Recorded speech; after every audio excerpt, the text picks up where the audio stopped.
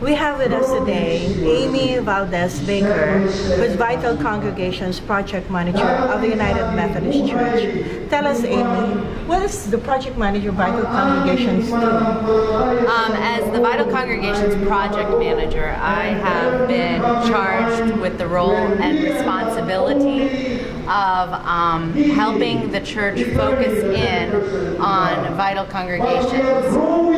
This has been a great gift and a great challenge.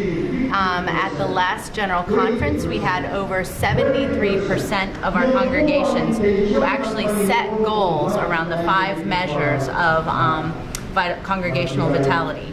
So worship, professions of faith, disciples in small groups, disciples serving in mission, and disciples giving. Those are the 5 elements that we are looking at for all congregations to set to become healthy and vital. Okay. But you told me that you will be occupying this particular position only up to the end of December, right, of this year.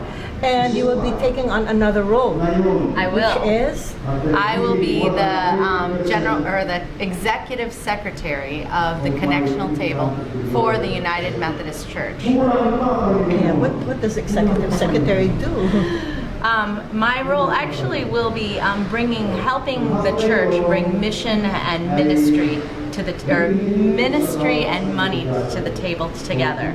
And so much of the work that is done at General Conference, our job is to continue to work at connecting the pieces of what was done at General Conference to the work of the agencies, the conferences, the congregations, all to keep focused in on our mission of making disciples of Jesus Christ for the transformation of the world.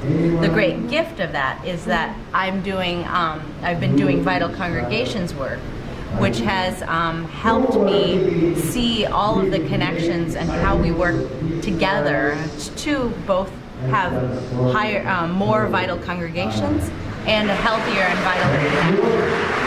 As Executive Secretary for the Connectional Table, how will local churches in the Philippines benefit from this particular function that you have now, from the new role you're going to assume by January?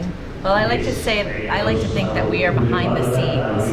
And so often the work of the General Board of Global Ministries, the General Board of Discipleship, the General Board of Higher Education and Ministry, General Council on Finance and Administration, all of those different groups come together at the Connectional table to see that they're still doing things according to what God is calling us to do as a church. So it's much of our work is aligning and coordination. So what are these different boards and agencies doing to help congregations grow and be healthy and vital? How are these organizations and institutions, the agencies, what are their tasks that are helping congregations? So it's sort of an indirect way of benefiting the church by helping us always pay attention to the different parts of the church and our connection. Is that one reason why you are here in the Philippines? That's one of the reasons. I am learning about the work at the Philippines Central Conference, but I'm also trying to understand what vital congregations look like here in the Philippines, because we know that there are different cultural nuances that affect how we understand health and vitality in different places. So how long do you intend to stay here? I'll be staying here for a couple weeks. This week I'm doing the Central Conference. Next week I'll be doing work with Wesleyan University Divinity School, and then the following week I'll be spending with my family in Bel Air. And what is your impression of the ongoing regular session here in Bayongbong United Methodist Church? It's a different experience. I have not experienced a Central Conference before, and I'm very intrigued by all of the nuances, the cultural nuances, the system and the structure, and even the way you do elections is different. Even if Amy seems American, she's actually a Filipino. And maybe you can share with us your family background. I said you're Filipino. Yes. Can you share? Yes. I was born in the United States, but both of my parents are from the Philippines. My mother was born in Manila, and my father was born in Maria Aurora. Yes, that's why she really put emphasis on her middle name, which on her maiden name as Valdez.